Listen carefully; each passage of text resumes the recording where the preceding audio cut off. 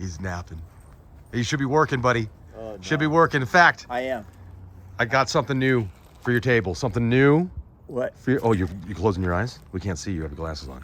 Yeah, I got my eyes closed, my glasses on. 1, 2, 3 different items. Wow. Okay. All right. Okay. So let's see. Fun for the table. Fun If you for the see table. Brad live, you may see these. Yep. So let's see. It's always a surprise. Always a surprise. Okay. Oh, we got possibly a Damascus blade. Yes, it is, because I can see the pattern in the backbone. Okay, so we pull the tip protector off, and nice sheath. That's cool. So we'll see. Okay, let's see what we got for sharp. Okay, that's not too bad. I coax it just a little bit. Actually, that's pretty sharp. Once I get the paper curled just a little bit to give it just the tiniest little bit of rigidity, just a little bit. Then you know how to sharpen. I go right down, almost parallel with the finger, okay? I tell you all my dirty little secrets, as everybody does that gets on TV or on YouTube and tries to show sharp knives, okay? So, and that was actually ground with a very fine belt sander. And it, let me feel, no, well, they actually took the wire edge off of it. So, a lot of the time, I can't duplicate the factory edge because they grind 90 degrees. It gives it a little sawtooth edge. I don't go 90 degrees to the blade. Okay, I go parallel with the blade. But if I can make it, keep it, or make it really close to as sharp as it was at the factory, and I see a lot of factory knives that are not very sharp, so I guess I can't say that as a blanket clause about everything. Okay, so we go along. And yes, you can hear that I am touching the blade. Just like that. Right on out. If I can get pretty close or better than factory, I'm still out in the boonies with a knife that's crazy sharp. Okay? Just like that. Don't press too hard. Let it work. Don't make it work. And let's see what we got now.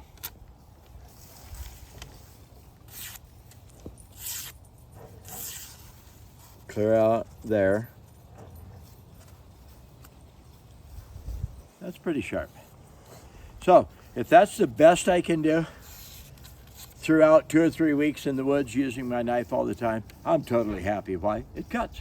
It's all I wanted to do is cut.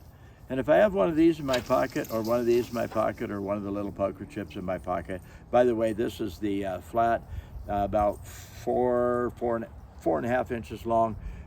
Very pocketable back pocket, the long handle, okay? And so people say, well, where do I go to get one? Well, right there it is, molded in the handle. And who am I? Well, that would be me, Brad Buckner, and my cell phone number. I don't just give you some number out there. Call the number and see if Brad Buckner doesn't answer. I don't mind. People do not abuse that cell phone number. Believe it or not, they're very respectful. And they don't call for just no reason at all. Ooh, plenty sharp. Brad Buckner, sharpensbest.com. You will see this on my table. I'll be back. I'm going to Hawaii. Oh, I might get one of my neighbors to film in Hawaii. I'm leaving Wednesday. I'm coming back next Wednesday. I'm going to be doing a show. You're holding us. We're in suspense. You had 3 items to start this video. Oh, you wanna do them all? Well, yeah. I thought you might break it up. I don't know. No, the new knives for the table, man. What you got? Knives for the table. Okay, so that's that one. See, the producer tells me what to do. All right. I mean, isn't that what a producer is supposed to do? Is tell you what to do. Okay. Oh my. Yeah. You know, slice, slice, slice. So it looks like this. All right, and it's got some Chinese or Japanese looking writing there. It's thin. It'll get really sharp. It's only, well, it's less than a 16th. It's probably 5/64. Okay, it's over a 32nd, under a 16th. Okay, and it's lightweight. It's tapered way back. It does have a secondary bevel on it. All right, so let's see. I gotta get into my Denver mag. Oh, this is really kind of new. This is good, Mr. Producer. And so this is a magazine by chance, a magazine, right? Okay. So let's see. I got to cup my paper a little bit. That's how we do it. Come up by my finger. I can come out here. All right. That's not too bad. Okay, like this. You'll see a lot of people when they test paper, they whack at it, and they whack at it, and they whack at it, and they go, oh, look how sharp it is. That's a joke. Okay, if you can cut, tip, turn, slow down, turn, come back up, toy with it, and cut, that's starting to be sharp. Okay, I do not whack at my paper. That's it. That's amateur and juvenile, adolescent type stuff. All right, so anyways, so let's see. I'm gonna run along here. I almost wish that I gave away my poker chip sharpener yesterday. Oh, and I hate to do it, but I do it. And I give away my old sharpeners that I've had 6, 7, 8, 9 years. But it makes the people feel good that I handed it to. I show them the sharpener. If I don't have one to sell, then I just say, you know what, just keep it. You can have it. That's okay. So I give away my sharpeners all the time, out and about. Okay, and we turn it over. Don't press too hard, just like that. Notice I'm at an angle this way. I'm not right angle, 90 degrees. Okay, I'm at an angle this way, so I'm kind of slicing the cutting edge, which almost makes it harder for me to sharpen a blade, because if I'm slicing that little sawtooth edge from the factory off, so why is it sawtooth from the factory? They have a belt sander that's going like this, okay, and they come up before they put the handle on it, maybe, okay, because you got to get way in there. And the belt's coming down 90 degrees to the blade, and they run it across that way. They turn around and do the same thing. Their knives are really, really, really incredibly sharp, because that little microscopic toothy saw edge is what's doing the cutting. I do not sharpen that way, okay? So I have to do a better job of sharpening, because I actually sharpen different, which takes that sawtooth edge off of there, what's actually doing the cutting. Okay, so just like this, right on down, right on out. Do the same thing here, like that. People say, yeah, and you put 20 different angles on it. First of all, you can't possibly cut a different angle in one pass. It's not possible. If you think it is, you really need some help, okay, because it's not possible. The other thing is, when I do this, I didn't tell my hand to move. My arm and hand can't possibly do this unless my brain says do that. So when I do this, I'm not doing that. When I do this, I'm not doing that. I'm not doing this, I'm not doing that. When I settle in and start doing this, unless my brain says shoulder, move, okay, I can't change the angle. So just because I do this, let's say 50 times, only a person who's not very smart would say I put 50 different angles on it, because it's not possible. It's physically impossible. You can't. It's impossible to do that. So let's see what we still have. A little bit off. It's sharp enough for meat, fruit, vegetables, everything. But what I did is I made it smoother. I took off the sawtooth edge, which really does make it cut better. But you can't duplicate it unless you have a belt sander or something that's running this way that you come into, run it across like that, and put the real toothy edge back on there. Okay. Oh, it's stuck. It won't slide until it takes a fingernail off. So that's pretty cool. All right, let's put that up there, put that back on later, and let's see what we have here. Okay, I'll bet there's a knife in there. Oh, I should show you a knife. I'll get you a knife. I'll show you a knife. That's not a knife. I should have just brought my blue work bag in here. Okay, that's a pretty cool knife. you know, dicing a little bit and slicing and making designs and everything. And again, we're back down to about 5/64 of an inch, full 32nd, over a little 32nd.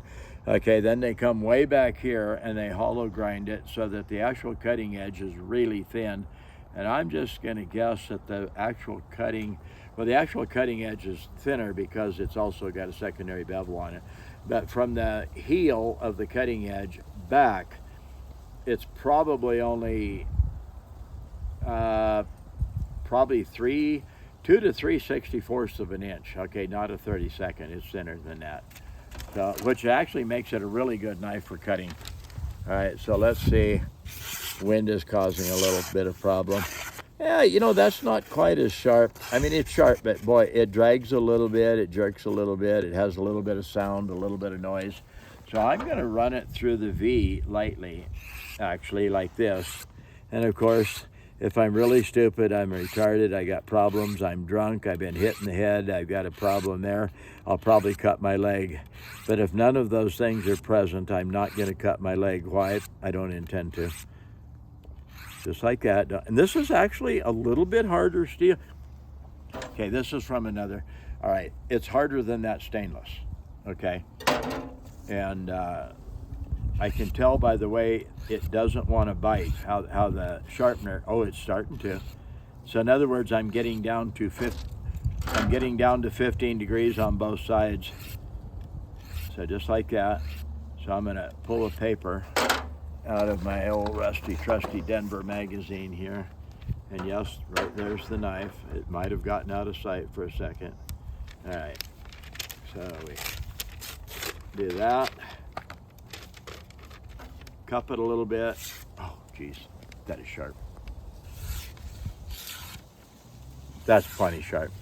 When you're working with meat, fish, chicken, pork, any type of meat product, vegetables, fruit, you're slicing tomatoes, you're dicing, you're cutting potatoes, anything like that, you know, you're cubing meat, you're slicing bacon, anything like that, making designs, wood cutting board. Please don't use anything but a wood cutting board, no matter what anybody tells you about germs. Please do not use anything but a wood cutting board. Then just clean it.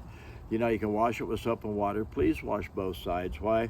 What's on this side will run around to the other side. And the other thing is very, very, very important. You've got to get both sides of a wood cutting board equally as wet. Then don't set it out in the sun. Leave it out of the sun. Let it dry with both sides wet. It should dry flat. If you get one side wet, dry it, it'll curl. It'll warp. Okay, and then they break and stuff. So please don't do that. All right. So let's see, I'm just going to touch it up lightly like this. Do it again. There go my paper. When will he learn? Okay, this is not rehearsed. I just shoot from the hip, man. Just like that. Just like that. That. And then we touch it super light. I can put a little bit of the sawtooth edge back on by turning 90 degrees instead of being angle or angle. So I will actually do that. And besides that, I call it disrupt the cut pattern. If you disrupt the cut pattern, you're more apt to cut the wire edge off than if you stay with the same cut pattern. Okay. And for any kitchen knife, oh, shaved it right off. If you can slow down and cut like that, that's pretty sharp. So that's all three items. Yes, it will. All right, let's see. Nope. Oh, God, that grabs. Not quite ready to shave hair. Oh, well, actually, that's really not true. Sometimes I don't see the hair come off. But I want to be careful doing that because if you catch just a little bit the wrong way, you're actually going to slice your arm pretty bad. So you got to be careful. This is Brad Buckner, sharpensbest.com. You'll see this one at my table.